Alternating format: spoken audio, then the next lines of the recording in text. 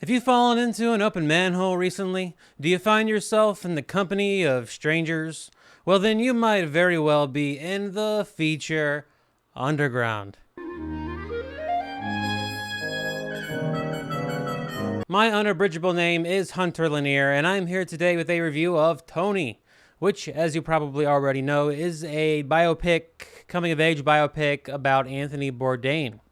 It is directed by Matt Johnson and stars Dominic Sessa. The opening scene of this movie features a young Anthony Bourdain trying to win a writing fellowship.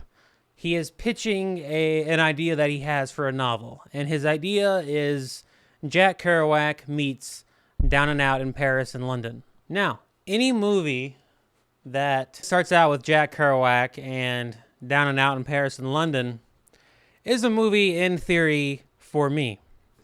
I am the target audience. I feel the red dot sight on my forehead.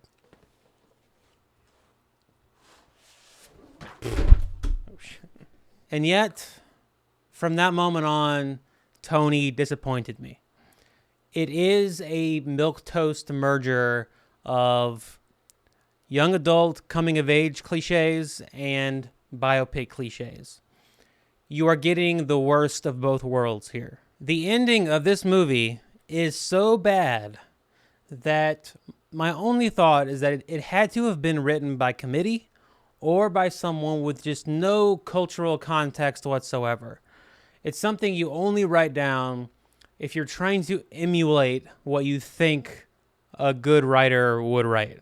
It's something you write if you're trying to write a story, but you just have no writing instincts whatsoever. This movie is mostly heavily processed, artificially sweetened sap sold to you by A24 at the farmer's market in a ball jar. And look, I'm no expert in Anthony Bourdain. I watched his show when I was in middle school and high school on the Travel Channel. I enjoyed it.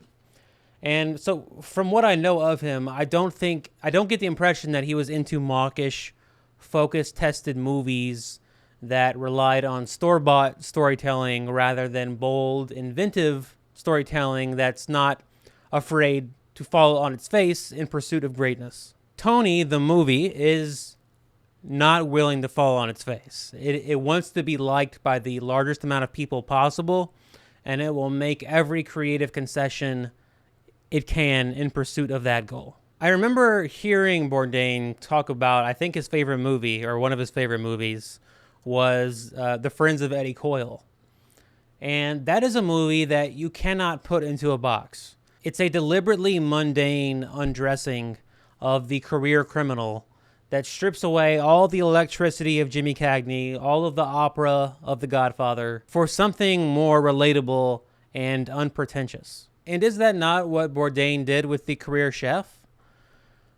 Tony feels much more like its lodestar is something like Good Will Hunting than The Friends of Eddie Coyle. And I think even though this is a coming-of-age story, the movie could have learned a lot more from The Friends of Eddie Coyle than Good Will Hunting. Of course, two things can be true at the same time. A movie can be heavily reliant on cliches, but also do good work within those cliches. One such that I liked is that after Tony runs off to Provincetown, which you can find at the curly end of Massachusetts, he ends up with three main influences, three characters in the film. And each of the characters, you can tell, is a proxy for the three gravitational pulls that Tony will feel for the rest of his life. Infatuation, hedonism, and the spiritual fulfillment of craft. And it's that latter that brings out the best in Bourdain, and in the film is portrayed with great sincerity by Antonio Banderas. Extrapolating Tony's competing impulses into three flesh and blood characters is one of the things I think this movie does right. And as much as I think this movie not only sticks to paved roads, but the wrong paved roads, I do like the message here. Most coming-of-age stories seem to be about seizing the day, leaving things behind, leaving your friends behind to go to college and start a brand new life and make new friends, or maybe navigating your first serious relationship. Tony is about something that is far more important than all of those things, and that is finding your purpose as early as you can. Finding out what your purpose is as an individual, what your craft will be. Because that is what will save you. If you realize you have a passion for gardening, gardening will be with you when you are going through your divorce. Gardening will be with you when you are in mourning. Gardening will keep your hands from ever becoming idle and becoming the devil's plaything. And it could be gardening, or it could be restoring pinball machines, or training house cats, or cooking, or whatever it is. And you don't even have to be doing the thing. You could be reading a book about the thing. You could be watching YouTube videos about the thing. You could be writing your own book about the thing. As long as you have something that you find rewarding and you are passionate about and you are curious and interested in, you will always have that. And when everything else in your life isn't going right, you will have this track to stay on. And in this film, you see very clearly the many ways in which Tony's life can go wrong from the end of the movie. And you see very much that for however much it went right, it was because he found cooking.